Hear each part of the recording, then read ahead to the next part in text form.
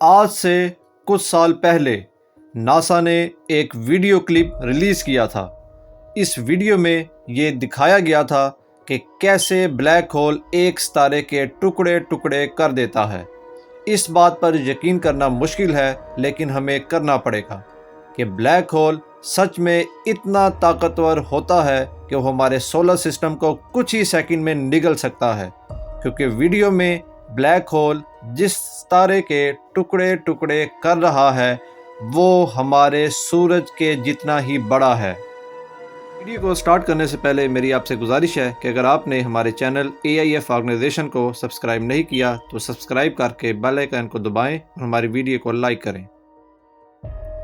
تو دوستو، 1915 میں البرٹ آئنسٹائن، جو انسانی ہسٹری میں چند بڑے فزکس کے لوگوں میں سے ایک ہیں، انہوں نے میتھمیٹیکلی یہ چیز پروو کی تھی کہ کائنات کے اندر اگر کسی جگہ بہت زیادہ ماس کنسنٹریٹ کر جائے اور اس کا والیوم آلموسٹ نیگلیجیبل ہو تو اس ماس کے اندر گریویٹیشنل فورس اتنی زیادہ ہوگی کہ اس کے پاس سے بھی اگر کوئی ستارہ گزرے گا تو وہ اس کو بھی نگل جائے گا۔ بلیک ہول کا لفظ پہلی بار ایک میگزین نے 1964 میں استعمال کیا۔ بلیک ہول دراصل ایک خلائی ورٹکس ہے، جس طرح سمندری بھنور ہوتے ہیں جن میں بڑے بڑے بحری جہاز ڈوب جاتے ہیں۔ تو بلیک ہول کے سٹرکچر پر بات کرنے سے پہلے دیکھتے ہیں کہ یہ دکھتا کیسا ہے۔ آپ جب بھی بلیک ہول کو دیکھیں گے تو سب سے پہلے آپ کو بلیک ہول کے گرد بہت سی گیسیں نظر آئیں گی۔ یہ اور کچھ نہیں بلکہ بہت ساری گریوٹیز ہیں جو ہر چیز کو اپنی طرف تیزی سے کھینچ رہی ہیں۔ بلیک ہول ہر وقت روٹیٹ کرتا رہتا ہے۔ بلیک ہول کسی بھی ستارے کو 100 لائٹ ایئرز کی دوری سے اپنی طرف کھینچ کر نگل جائے گا۔ اور سپیڈ آف لائٹ آپ کو پتہ ہے کتنی ہے؟ 3 لاکھ کلومیٹر پر سیکنڈ، یعنی روشنی اتنی تیز ہے کہ ایک سیکنڈ میں زمین کے 7 چکر کاٹ سکتی ہے۔ زمین کا سرکمفیرنس 40,000 کلومیٹر ہے، یعنی زمین کے ایک طرف سے چلیں تو واپس آئیں تو 40,000 کلومیٹر ہوگا۔ تو ایک سیکنڈ میں روشنی زمین کے 7 چکر کاٹتی ہے۔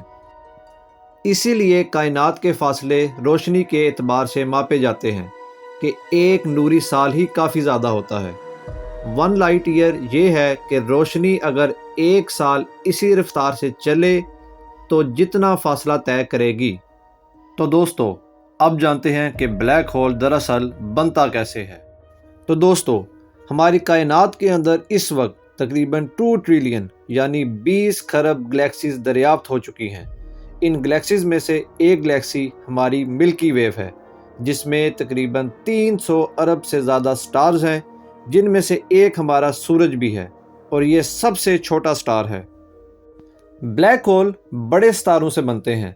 ان ستاروں کا وزن عام طور پر ہمارے سورج سے بہت زیادہ ہوتا ہے، کیونکہ ان میں نیوکلیئر فیوژن ری ایکشن ہوتے رہتے ہیں اور ہیٹ اور لائٹ پروڈیوس کرتے رہتے ہیں۔ یہ بڑے ستارے ہمیں چمکتے نظر آ رہے ہوتے ہیں۔ یہ ستارے ہائیڈروجن کو بطور فیول جلنے کے لیے استعمال کرتے ہیں، اور پھر اس کے بعد ہیلیم اور کاربن جیسے مادے کو بطور فیول جلنے کے لیے استعمال کرتے ہیں۔ لیکن ہائیڈروجن یا ہیلیم یہ فیول ہمیشہ نہیں رہیں گے، اور یہ فیول کبھی نہ کبھی ختم ہو جائے گا، اور جب یہ فیول ختم ہوگا تو یہ ستارہ غبارے کی طرح پھٹ جائے گا، اور پھر ایک سپر ڈوپر بڑا دھماکہ ہوتا ہے جسے سپر نووا کہتے ہیں۔ یہ خلا میں آتش بازی جیسا معلوم ہوتا ہے، اور جو کچھ باقی بچ جاتا ہے وہ سپر ڈینس کور ہوتا ہے، اور اگر یہ کور واقعی میں سورج سے 2 سے 3 گنا بھاری ہو تو یہ اپنی گریوٹی یعنی کشش ثقل کے تحت گرتا رہتا ہے۔ ٹوٹنے والا یہ کور اتنا ڈینس ہوتا ہے کہ یہ ایک پوائنٹ بناتا ہے جسے سنگولیرٹی کہتے ہیں، اور اس کے آس پاس ایک انویزیبل باؤنڈری بن جاتی ہے جسے ایونٹ ہورائزن کہتے ہیں۔ اس پوائنٹ سے آگے گریویٹیشنل فورس اتنی زیادہ ہوتی ہے کہ کوئی بھی چیز حتیٰ کہ روشنی بھی نہیں بچ سکتی۔ یہی وجہ ہے کہ بلیک ہول سیاہ دکھائی دیتے ہیں، اور ان کو براہ راست مشاہدہ ناقابل یقین حد تک مشکل ہوتا ہے۔ تو دوستو، اب آخر میں بات کرتے ہیں کہ بلیک ہول ختم کیسے ہوتا ہے۔ اسٹیفن ہاکنگ، جس نے بلیک ہول کے بارے میں کہا تھا، ان کی تھیوری کے مطابق ایک بلیک ہول ریڈیشن کو ریلیز کرتا ہے اور آہستہ آہستہ سکڑنے لگتا ہے۔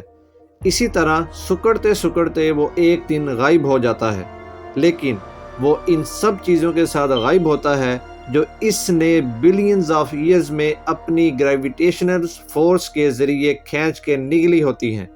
پھر سوال یہ پیدا ہوتا ہے کہ جو سٹارز بلیک ہول نے نگلے تھے وہ کہاں جائیں گے؟